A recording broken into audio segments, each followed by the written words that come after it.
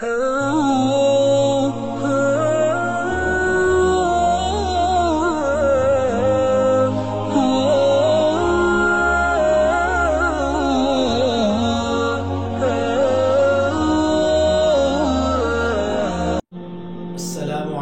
ورحمۃ اللہ وبرکاتہ نحمدہ ونصلی علی رسولہ الکریم اما بعد اعوذ باللہ السمیع العلیم من الشیطان الرجیم فاسألوا اہل الذکر ان کنتم لا تعلمون۔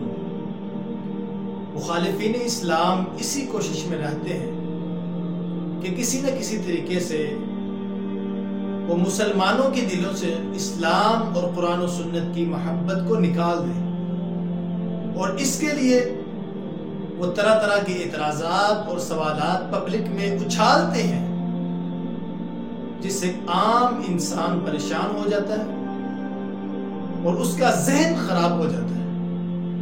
تو ان میں سے ایک اعتراض اور سوال اسپیشلی ملحدین کی طرف سے کہ اگر نکاح ضروری ہے تو سیدنا آدم علیہ السلام کا نکاح کس نے پڑھایا؟ کیا اللہ نے پڑھایا؟ اور اگر حق مہر یہ فرض ہے تو ان کا حق مہر کس نے ادا کیا اور کیا ادا کیا؟ اس اعتراض کا جواب دینے سے قبل ایک بنیادی بات میں سمجھانا چاہتا ہوں۔ اگر اس کو سمجھ لیا جائے تو تمام اعتراضات اور جو اشکالات ہوتے ہیں وہ ختم ہو جائیں گے۔ اسلام میں حلال و حرام کا اختیار صرف اللہ کے پاس ہے، وہ چاہے جس چیز کو مرضی حلال کر دے اور جس مرضی چیز کو وہ حرام کر دے، اس کو کوئی پوچھنے والا نہیں۔ مثال کے طور پر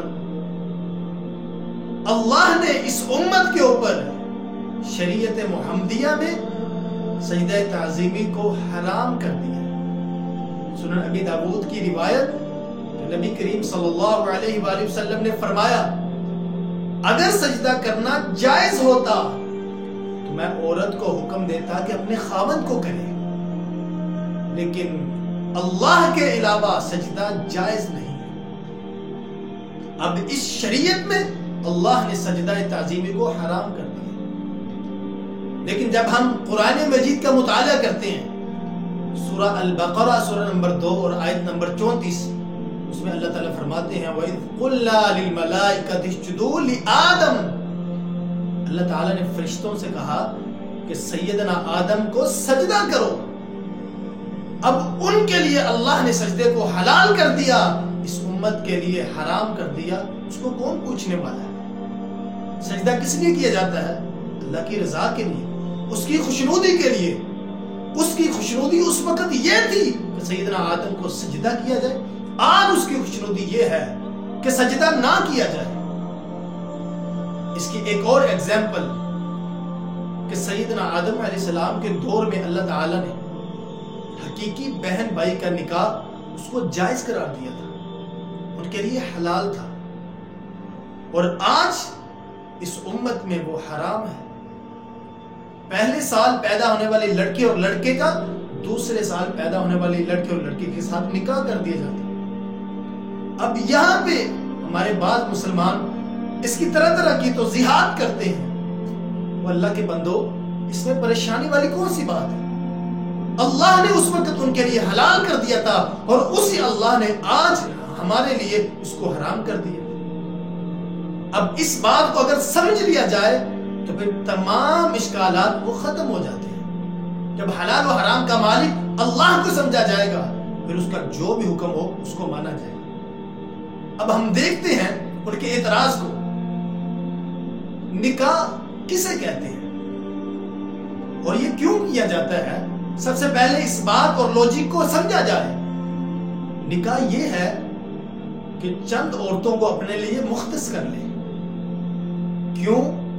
کیونکہ یہ ادھر ادھر منہ نہ مارتا پھرے، اس سے یہ بے حیائی سے بھی بچ جائے گا، فحاشی سے بھی بچ جائے گا۔ اور جو گواہوں کی شرط اسلام نے رکھی ہے وہ کیوں؟ تاکہ بعد میں اس کے اوپر کوئی الزام نہ لگا سکے۔ اب سیدنا آدم اور سیدہ حوا، ان کے علاوہ کوئی انسانی جوڑا موجود ہی نہیں تھا، تو تو پھر نکاح کی کیا ضرورت تھی؟ اور دوسری بات کہ جب اللہ نے ان کے لیے ان کو ٹچ کرنا، ان کو مس کرنا حلال کر دیا تھا تو اس میں کوئی پرابلم ہے ہی نہیں، اس میں کوئی پریشانی والی بات ہی نہیں۔ اور پھر ہمارے بعض مسلمان یہ دعویٰ کرتے ہیں کہ پیغمبر انسانیت محمد الرسول اللہ صلی اللہ علیہ وآلہ وسلم نے سیدنا آدم کا نکاح پڑھایا اور ان کا حق مہر اللہ نے یہ رکھا کہ جناب محمد رسول اللہ صلی اللہ علیہ وآلہ وسلم کے اوپر 5 مرتبہ درود بھیجنا۔ اور میں پوری ذمہ داری کے ساتھ یہ بات کہتا ہوں کہ پوری ذخیرہ احادیث میں سے ایک بھی اتھینٹک روایت آپ کو نہیں ملے گی کہ جس سے یہ ثابت ہوتا ہو کہ نبی کریم صلی اللہ علیہ وآلہ وسلم نے ان کا نکاح پڑھایا اور ان کا حق مہر یہ تھا کہ آپ کی ذات کے اوپر درود بھیجا جائے۔ یہ لوگوں کی بنائی ہوئی بات ہے، اس کا شریعت اسلامیہ کے ساتھ کوئی بھی تعلق نہیں۔ تو ہمیں ہر اس بات کی اتباع کرنی چاہیے جس کا حکم اللہ کی طرف سے ہو یا اس کے نبی کی طرف سے۔ تو ہم اللہ تعالیٰ سے یہ دعا کرتے ہیں کہ وہ ہمیں قرآن و سنت کا صحیح فہم عطا فرمائے اور اسی کے مطابق ہمیں زندگی بسر کرنے کی توفیق بخشے۔ اقول قولی ھذا وما توفیقی الا باللہ۔